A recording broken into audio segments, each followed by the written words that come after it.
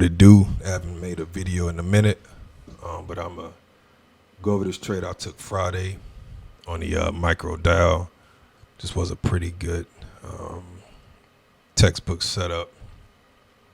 So what I was looking at, Monday high, Monday low.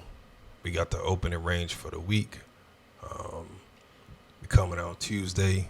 We spiked the low of the range. We come back Wednesday. We spiked the high of the range, and we also took out the previous week high, which was at this wick on last Friday. So Wednesday, we got our first day of a drop. Thursday, second day of drop. Wednesday, Asian and London made that last drop. And also, coming into the New York session, the first thing I noticed was London took out the previous week low, which is Monday. Monday of last week was the previous week low. Alrighty. And I know we had news on Friday as well, but once I got to the charts, the first thing I noticed that this fair value gap had already formed at the bottom here. And what I did, I got into this trade before the session opened at 8:30, just because with news, you never really know if they're just gonna take off and explode and then kind of consolidate and keep moving up, or in this case, they took off, came back and retraced into this gap, and then went to the upside, because there's no guarantee. Just because the gap is here, they may not feel it. They can just simply run away from the gap and never return back to it. So I got into this trade before the session opened and before news, but I did give myself a nice tick stop. This was about 71 ticks. And then also, if they did come back to the London low, I had about a 65 tick stop below there. So it's not always about the best entry. I just want to get into the trade to take it in a direction that it's intended to. So I got in early.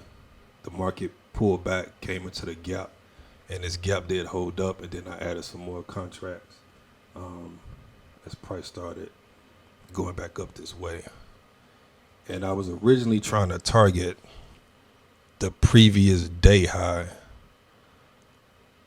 which was all the way up here. So didn't quite make it. The market started to stall out at the end of the day, and it's the weekend as well, so I went ahead and closed it out. This was about a one of one. I don't know, they may continue to push up next week, not 100% sure, but I just have to take what I can get out of the market on that Friday. Another thing, so some people ask me, why do I trade the micro instead of the mini? I'm going to tell you why. So a lot of us came from Forex, right? And we're used to trading with a standard lot or a standard and a half, which is 1.5, or a half standard, 0.50. Here's the thing. When you trade in with the mini, which is $5 a contract, there is no in between. You trade either one contract, 2, 3, or 4. Right? If you trade in with the micro, you can basically simulate a contract and a half by doing 15 micros is equivalent to 1.5 contract on the minis. And it's the same thing, if I want to do 2.5 contracts on the mini, I would just do 25 contracts on the micros. that's why I trade the micros, just because of that. It gives you more flexibility um, than what the minis can do. Like I said, there is no in between on the minis. It's 1, 2, 3.